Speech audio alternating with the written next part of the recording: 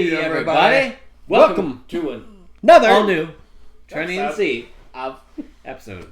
And he's Trenny, I'm C. And today we have one of them Buffalo Trace single barrels. That's awesome. From BC only release. From the Summer Spirit release. There it is. And I'll just... happened in July. I'm going to crack this right away, basically. Sure. We happened to get our hands on one of this one, well, two of this one and two of the other one.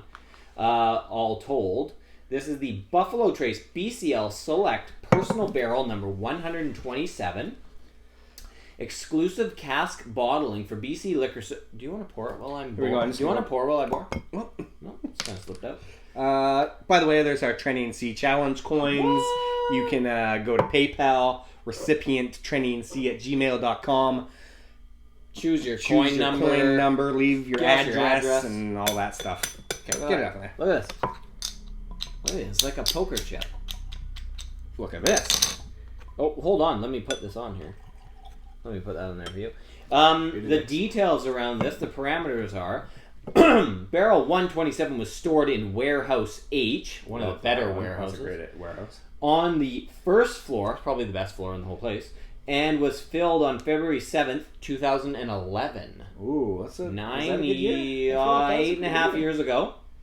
Decadent aromas of pecan pie and sweet vanilla notes. The vanilla carries through on the palate with layers of buttery toffee, sultana raisin, I don't know what that is. Basically just raisin. Okay. And hints of baked apples. What are those? White raisins, maybe. Okay. And some gentle spiciness coming through in the finish. One bottle per person, $45.99. We got two bottles, so $45.99. What a score! Yeah, that's a deal for bourbon here in Canada. Okay, that's basically $5 more than regular Buffalo Trace. Yeah. Okay. Single barrel. And regular Buffalo Trace is not aged for 8.5 years. And, well, I mean, we know it's good, so. What Trenny and C coin number do you have? I have coin number 54. I have 52. Oh, that could be yours. Random, considering for $20 USD. Okay. Suck at a USD. Anyway. Okay. We've been drinking. Here we go. On the nose. I totally agree with the vanilla. Like a big vanilla. Yeah. Vanilla's like a pretty... It's a big component of a lot of whiskey. So... I think a lot of, and like Scotch too. You know, every whiskey. I really feel like that's a pretty safe bet putting that on the any tasting note for any whiskey, you could be safe saying vanilla. Yeah. Okay, yeah. That's good. There's a nice spiciness on this though. It's there like is. A nose tingle kind of a nice sweetness. It is a little more nose tingly than I was expecting. Yeah, and we've had a few tonight. Well, because this is at 45%, right? Yeah, that's pretty good. A good presence. There's a nice kind of like, honestly, I'm finding like sour orchard fruit kind of in the back of the palate there. The nose palate, that is. And they called it baked apple, which is actually pretty bang on. It's pretty good, but I feel like it's like they're using Granny Smith apples, I suppose. Like there's nice a little bit of a apple. like a tartness to it, you know? Okay. Yeah, it has a nice fruitiness of like. As for the pecan pie, I'd say probably the pecan's a good call on the nut style.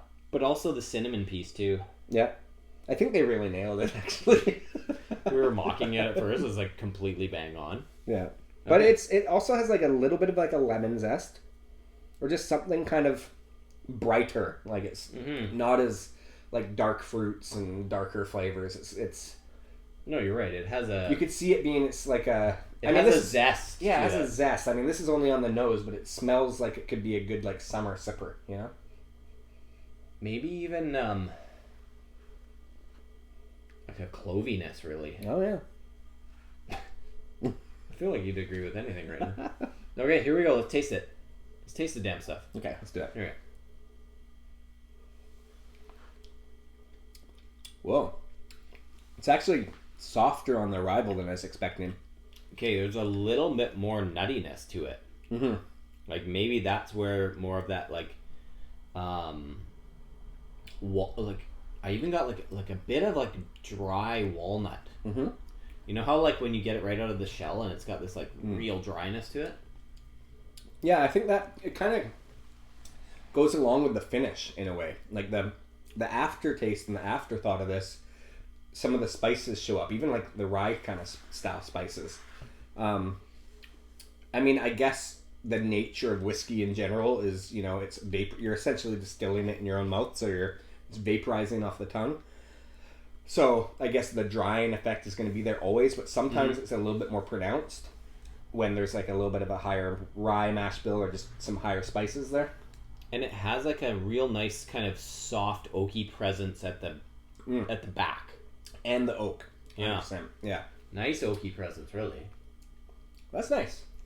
I think, you know... The sweetness is at that, like, 6 kind of level, like... If I'm going to say one negative thing about it, because it's good. It's really good. But I did have this weird kind of, like, copper penny flavor to it for a second there. Oh, I can feel that right now. If you touch your tongue to the roof of your mouth... Yeah. It has a hum. Yeah, it's like a weird metallic hum to it. I don't think it's bad, though. No. But I know what you mean. It has that copper penny... It's like a little bit metallic or something to it.